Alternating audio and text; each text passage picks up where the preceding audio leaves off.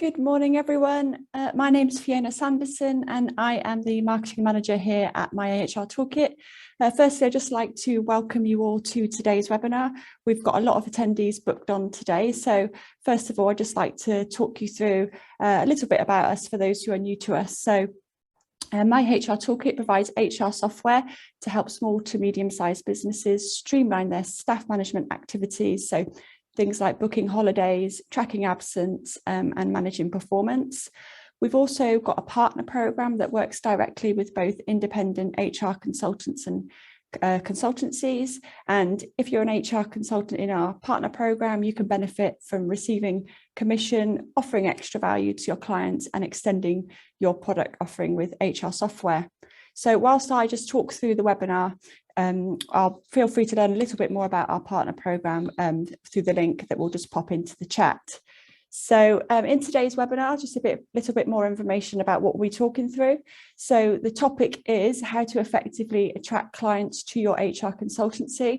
And we'll be breaking that down on what marketing activities you can focus on to attract new clients. So the things we'll be talking about today are how networking online and offline can help you to attract passive leads. Then we'll be talking through a bit more about SEO and the fundamentals of increasing tailored web traffic through search engine optimization. We'll be going through the benefits of developing a refer a friend campaign, and also a little bit about creating business alliances and partnerships. So following the presentation, which should last around 30 minutes, we'll have time to answer your questions. So if you just hover over your Zoom menu, you should be able to see a Q&A box. If you just pop your questions into there, and we will address them at the end. There's also a chat box, so feel free to get involved in the chat as we go along, but please make sure you put your questions into the Q&A box so that we don't miss those. We also have a variety of handy resources. So if you haven't seen our ultimate marketing guide for HR consultants, we'll also pop a link into the chat, and we'll be following that up in the email post-webinar. So here this morning to talk about how to effectively attract clients to your HR consultancy is our Senior Marketing Executive, Hannah Wheater. In Hannah's previous role at Be More Social, she was responsible for coaching business owners on their digital marketing strategy. And since joining us in late 2020, she's been responsible for our partner marketing with our existing partner network of HR consultants. So I'll hand over to her now. Brilliant, thank you Fiona, and good morning everybody. As mentioned, I'm Hannah and I'm going to be conducting today's webinar, so thank you everyone for attending. Before we start, I'm just going to briefly go over what Fiona mentioned of the topics we're going to cover today.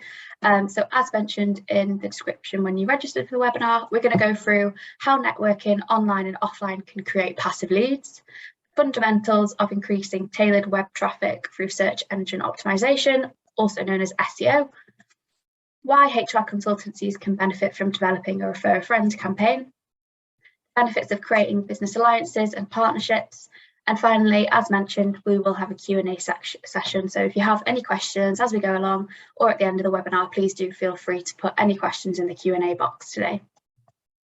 So before we get started, we are going to launch a quick poll. So the poll is, are you currently partnered with a HR software provider? There will be two options available here, so please do feel free. We're just going to run it for 20 seconds whilst we get along.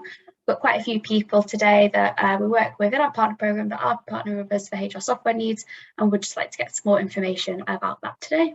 So run that just for 10-15 more seconds. If you want to choose through the following two options if you haven't already, be great.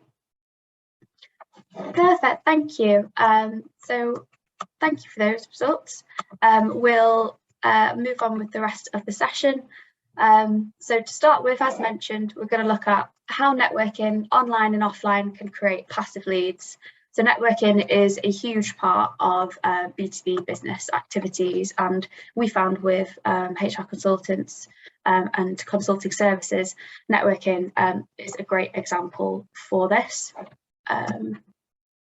Sorry, 1 second, I'll just go back.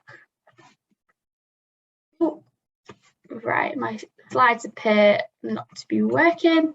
I'm just going to stop share for 1 second whilst I get the right slides up. Okay. I apologise for this.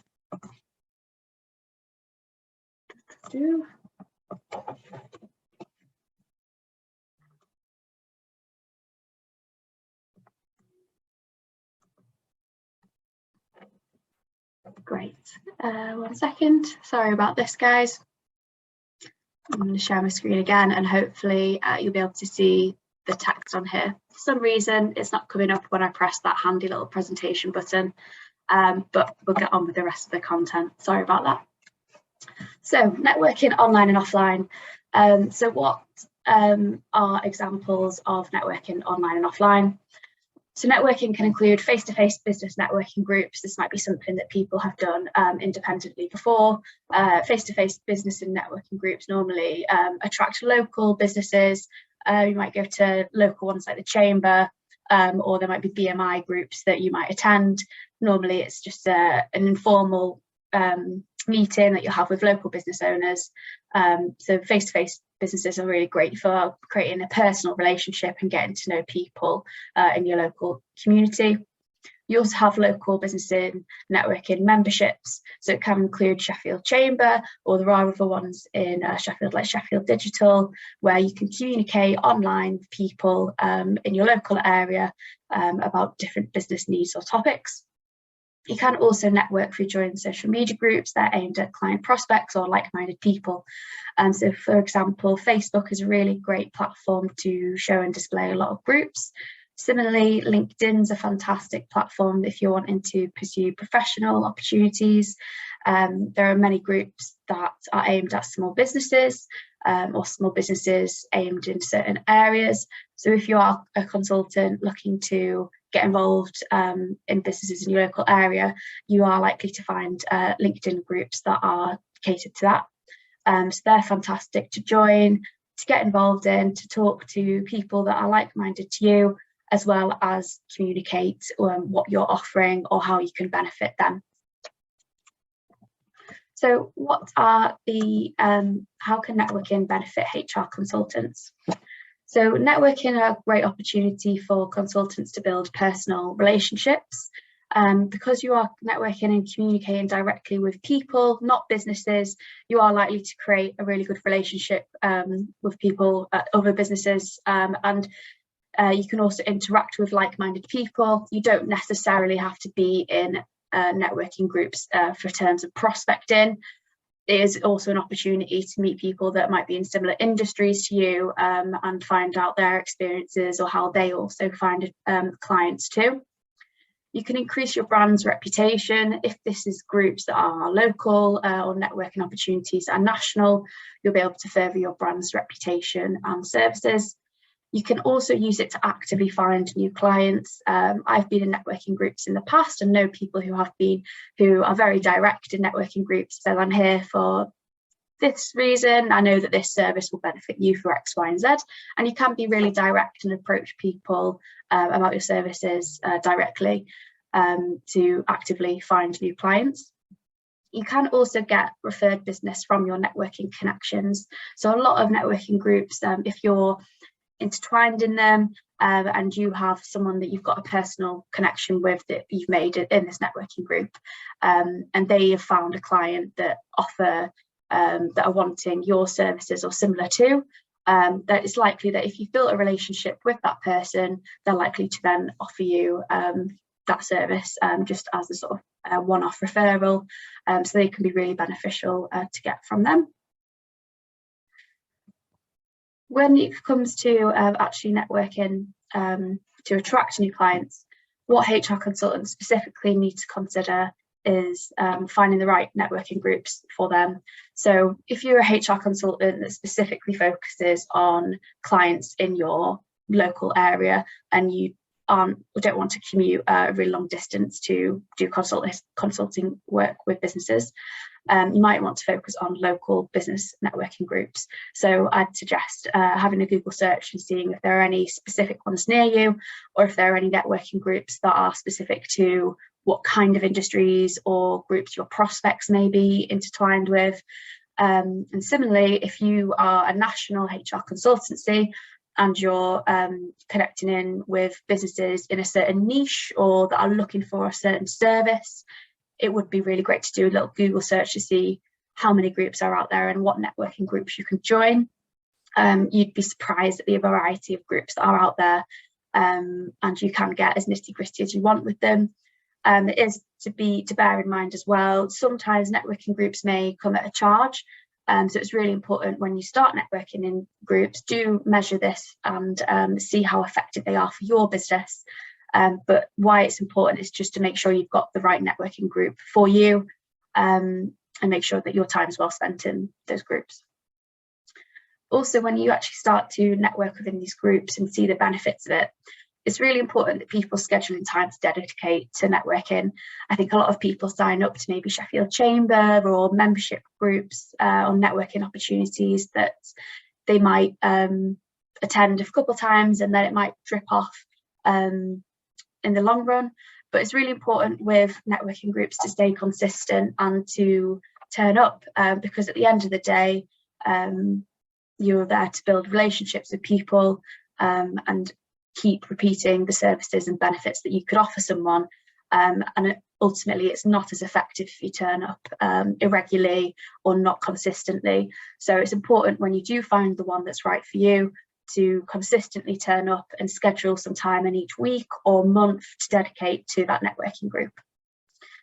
And also, when it comes to networking, there is also a lot of relationship building that comes around networking, and it's undoubtable, but mostly everybody is there for a business purpose, whether that's actual profit or other means. But it's important that when you do find someone that is interested in your service or would like to learn more, that you have practiced your elevated pitch, so that you can most effectively get across your benefits and services as a HR consultant.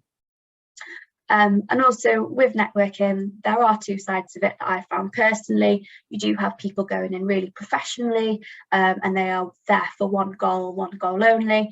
And you do have ones that are there for more personal relationships, and they're there for sort of longevity. So I would just remember that you aren't in an interview when you go to networking groups.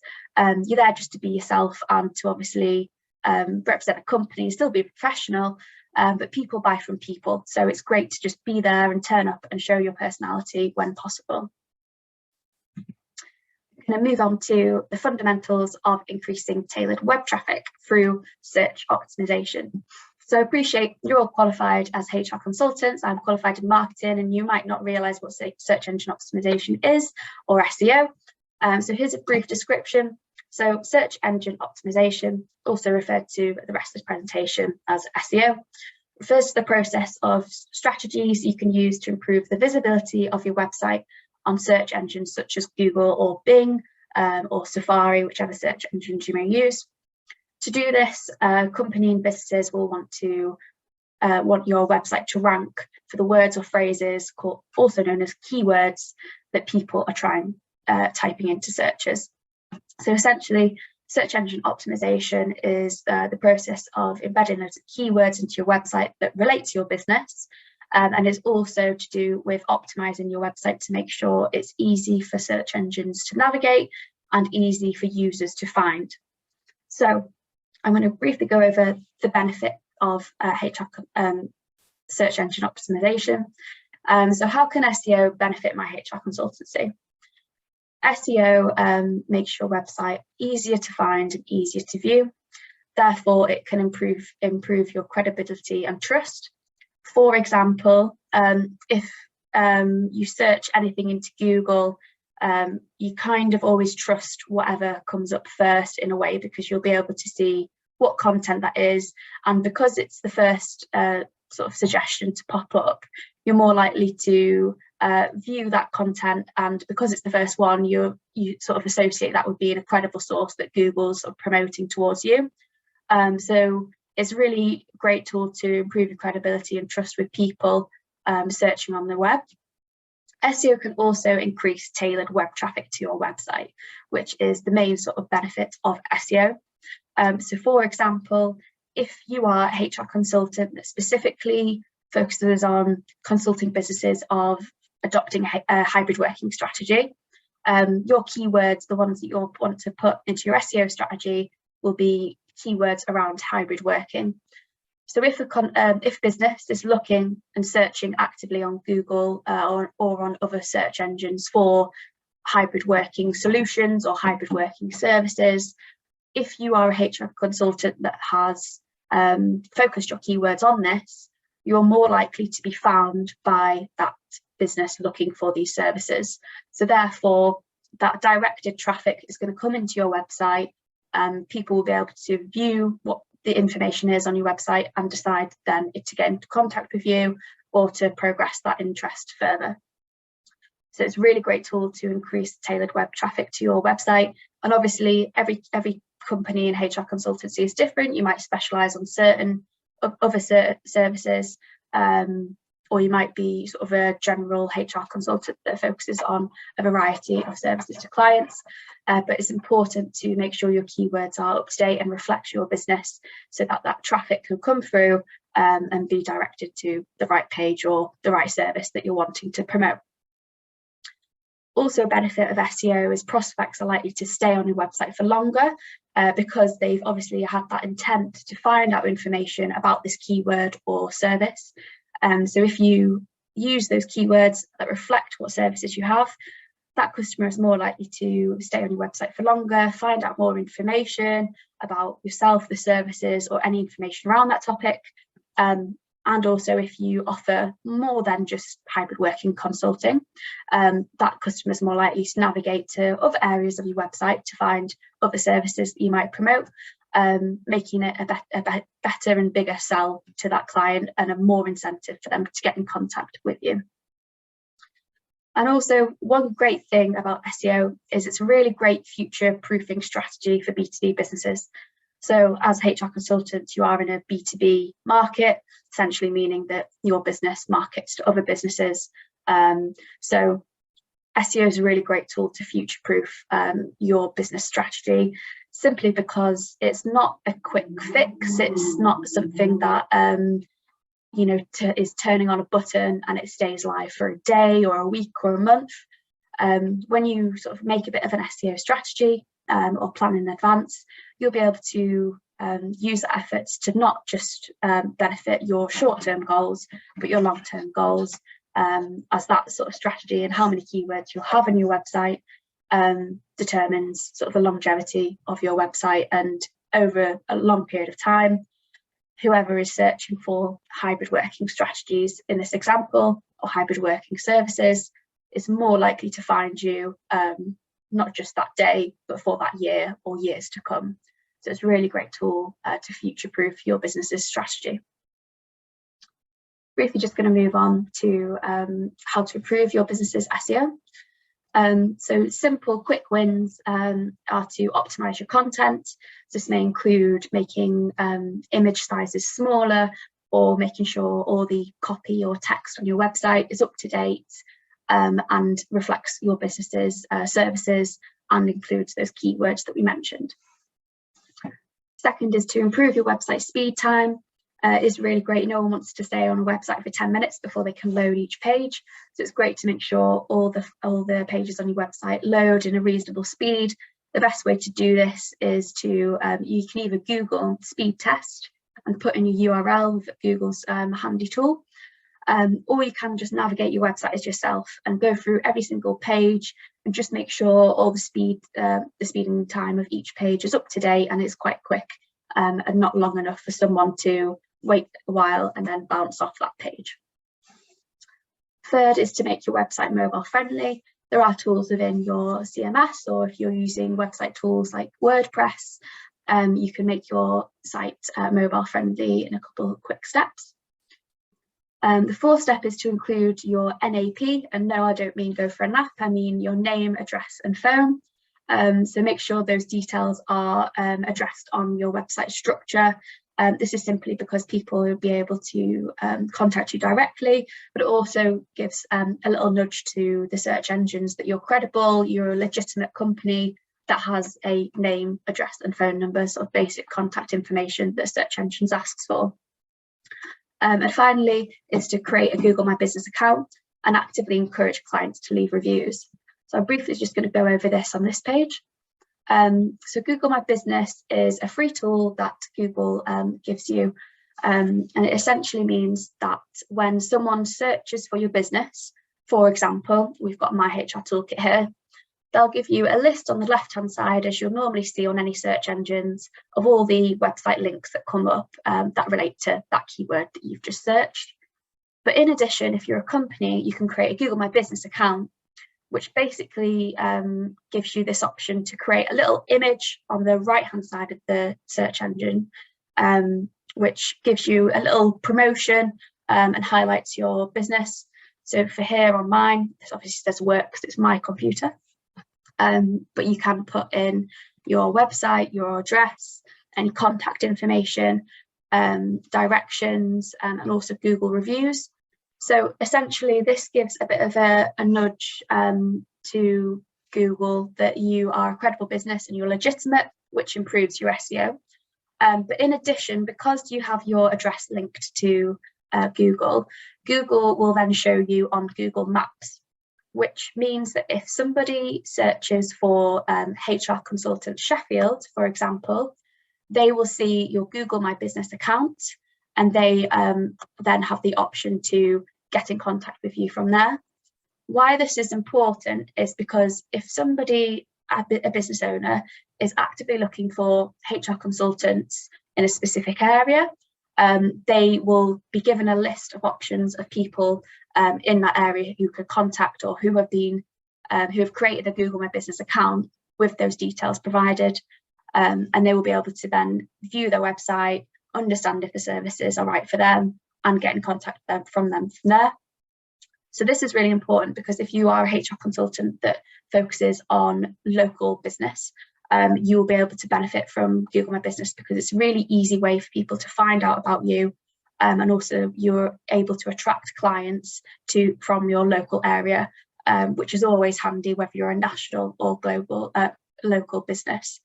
So one quick win with creating a Google My Business account is, if you've already got one, that's great. If you haven't, do set it up. But one key tip is to always remember to get as many Google reviews as possible. This is simply because when you have several Google My Business reviews, it indicates to search engines that you are a credible business, and as a result, they're more likely to boost your SEO efforts and put you higher up in search engine rankings. So that's one quick win. And secondly, it can sort of promote your business more so than competitors. So for example, with this image I've got here, and I will make it slightly bigger because obviously it's a bit smaller now that my presentation's decided to pack in. Before this example here, we've got HR consultant Sheffield.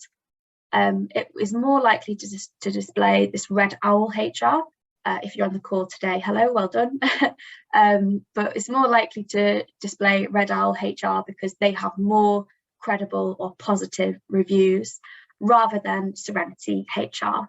So this is really important, because if you're a HR consultant that is mainly based locally, and you know that there are other HR consultants in your city or town or sort of area that you want to be more competitive with, creating a Google My Business account and optimizing it to include credible client reviews, make sure that you're more likely to be promoted to search engines and outrank your local competitors.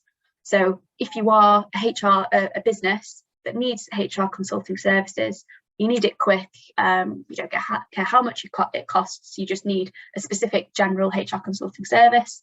It's really easy to get a few more clients or a few more website visits, just having a higher ranking just through having a few more Google reviews. So it's a really key takeaway if you are wanting to boost your local SEO efforts. I'm now going to move on to how HR consultancies can benefit from developing a Refer a Friend campaign. So again, what is a Refer a Friend campaign? A Refer a Friend campaign is where a business actively encourages its clients or customers to refer their connections to the business's services. In return, the client or customer is usually compensated for doing so. You don't always get businesses that compensate clients for referring custom, but it is a really effective way to actively encourage them and to get a result from a refer a friend campaign. So what are the benefits of promoting a refer a friend campaign? I don't know about you, but I see many businesses doing this, especially in a B2B arena, a business to business arena. So businesses can receive engaged leads through one passive action.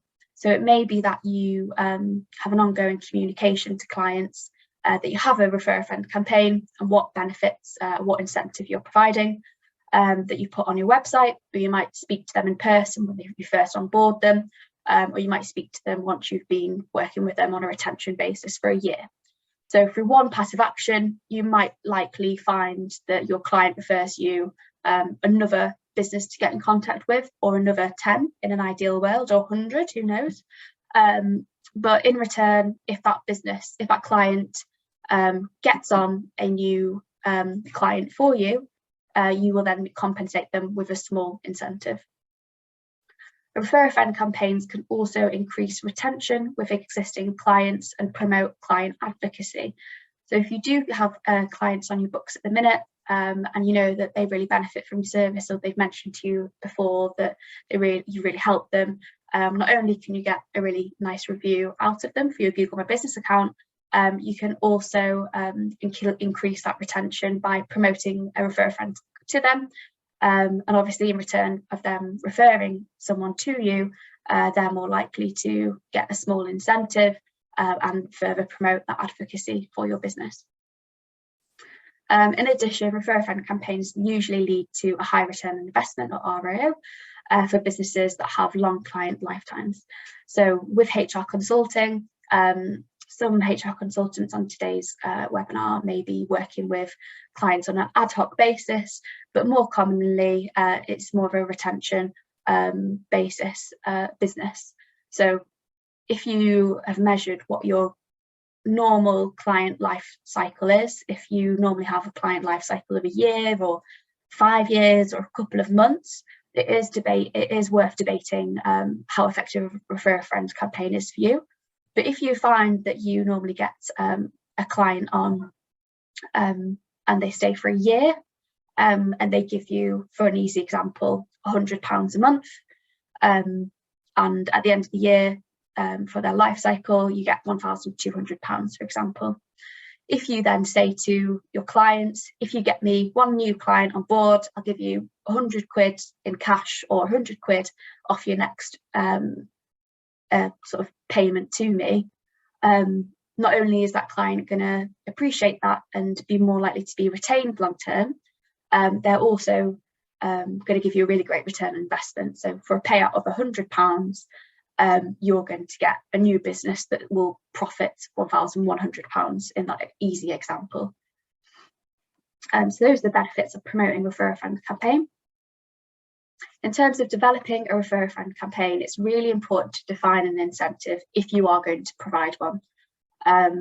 It's clear to have sort of clear TNCs. So I would encourage HR consultants on this call to give an incentive of a proportion of what that client would get, and sort of clearly say that you will get this incentive if that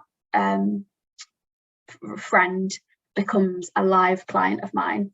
Not just how many emails can you send me in an hour, because they might send you 100 emails and you obviously don't want to pay £100 for a pop if those clients then don't convert into active paying clients. So it's important to draft a little brief TNC around it and define an incentive that you can communicate to customers. Also to develop a refer a friend campaign, you want to decide how to promote it. So it might be in person. You might want to promote it throughout your client onboarding from the start when they first sign up, or you might want to make quarterly communications to them. So you might want to just, every time you see them, every 6 months, you may want to just mention it through passing them, or you might want to promote it more on a regular basis through email marketing, or emailing clients maybe every few months or once a month to re-promote your refer a friend campaign. Or you can also have a bit of a long-term strategy and just add the information to your website, and stay a bit sort of clearer with your messaging for any new clients that come on board too. With a refer a friend campaign, it's really important to stay consistent.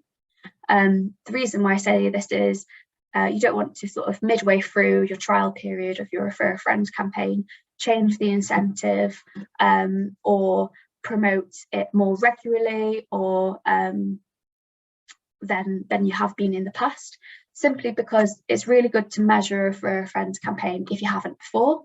So if you want to stay consistent with how many times you communicate the refer a friend campaign to your clients, it will benefit how you measure it in the future. So leading on to that, if you haven't done a refer a friend campaign, it's important to measure it, simply because it's a great tool that we use, that a lot of B2B businesses use to create passive clients. However, it's really important to measure your results because it's not a one-fits-all kind of business. You might have clients that are retained for a longer period of time or a shorter period of time as a result for a refer a friend campaign. So it's important to measure results over a fixed timeline and analyse its success against your business objectives. So when you do start your refer a friend campaign, it's a bit important to have your incentive defined, stay consistent with your messaging and define how you want to promote it, and also establish a fixed term that you're going to promote the refer a friend campaign for. And at the end of that time, analyse if it was beneficial for your business, how much custom did you get out of this, how much effort did it sort of cost your business in terms of how many times did you promote it, or how many hours did it take to get this message across, and analyse it against what your business objectives are and how it's fulfilling those objectives. And finally, we're going to move on to the benefits of creating business alliances and partnerships. So business alliances and partnerships are essentially business alliances where two or more businesses come together for a mutually beneficial agreement or arrangement. So examples specifically of HR consultants, that a finance consultant and a HR consultant, they both offer consulting services. However, each of them are very specialised in different areas, but they may still have the same ideal clientele or prospects. So those two coming together and communicating that if that client, my new client, comes on and asks for HR services, I will then pass them your way. If a HR consultant has someone looking for financial services that they aren't qualified to provide services on, they will then pass them to their financial consultant's way. So this can be an informal arrangement where you don't have to give them sort of like a paid commission, but it can be an arrangement of you scratch my back, I scratch yours, essentially. Or you can have a different way. So specifically, as mentioned before, with our partner program, our partnership with our HR consultants allows partners to receive a commission for promoting HR software to their clients. Obviously, they benefit from it through getting a tool that benefits their clients, it extends their product offering. But in addition, Myhrtoolkit gets custom through that partner recommending us. So it's mutually beneficial arrangement where two or more parties can come together and agree to an arrangement that benefits both parties mutually. So in terms of benefits of creating a business alliance and partnerships, there are three main benefits. So the first one is to exceed client expectations by recommending a product or service that would benefit them. If the client is already asking for that service, it is a benefit to you or to a business to offer a credible business that you know will give them results or fulfill the service or need that they are looking for. But it is also a really great way to add value to that customer's lifetime with you. The second benefit is partnerships can lead to two or more parties being mutually benefited financially, which is obviously a main benefit, but also otherwise. So you can have partnerships where you may not be benefiting in terms of financially, but you may be transferring skills between each of the different companies or departments. Or in addition, you can get connected in with different parties or be referred sort of skills or outsourced people. So you might be looking for a graphic designer, for example, and a business that you know that has worked with a graphic designer, they may then refer you them as their work. So it's really great for finding mutually beneficial opportunities financially as well as otherwise. In addition, it's alliances and partnerships also allow you to develop long-term trusted professional relationships. So you're more likely to know these people on a personal and professional basis. You're also likely to know that they're credible and that you're happy pushing business their way, because you know them as a company as well as people, and you know how to work with them. And they also allow you to keep and maintain that relationship through a long-term basis. So business alliances and partnerships aren't really a short-term solution. They do take a little bit of research to get into and to have a bit of a conversation of how to arrange and maintain that relationship long-term. However, it's a really great long-term professional way to create trust and to maintain a professional relationship. In addition, so how to create a business alliance partnership. So one great way is to do your own research and actively find businesses that may benefit from an alliance. So do contact people directly and be clear on your motives and communicate how they could benefit both you and them. And thirdly, it's important to arrange an informal chat to get to know them personally so you can identify if you can work with them for a long-term arrangement. So you might find that someone, once you've had a quick call or a coffee with, your businesses may be really aligned well, but they may say that they're looking for a short-term fix instead of a long-term win. So therefore it might not be of your business's interest, or it might not compare to your business's objectives at this time. Similarly, there might be a really nice person that you might be able to trust and maintain a long-term relationship with, but your businesses, after some scratching and searching around, may not align as well as you thought they would. So it's really good just to have a chat with them, be honest, and speak about your mutual benefits openly. So that is today's session. So just to recap, we looked over how networking online and offline can create passive leads, the fundamentals of increasing tailored web traffic through search engine optimization, why HR consultancies can benefit from developing a refer a friend campaign, the benefits of creating business alliances and partnerships, and a Q&A will follow now. So I apologise firstly about this slides, it's very frustrating, but I hope everyone can still see the information clearly. What I will be doing is I will upload a PDF and attach it to the follow-up information, so that if there is anything that you won't be able to see because of this little malfunction, you'll be able to go through the slides and see that information that I've covered there. Thanks, Hannah. So we've got a few questions that have come in, so I'll just address one now. So Elaine has asked if the info links can be emailed. The ones that I've put 3 useful links in the chat, so we'll follow up with an email and we'll pop all of those into your email, so you should have those. Second question, which keywords do you use when searching for local business groups on LinkedIn?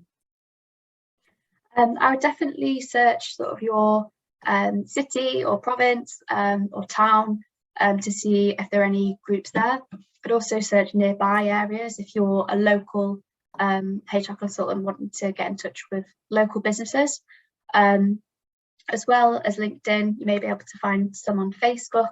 Although Facebook is used personally, there are still a lot of professional groups on Facebook, so I would encourage you to look on there as well as LinkedIn.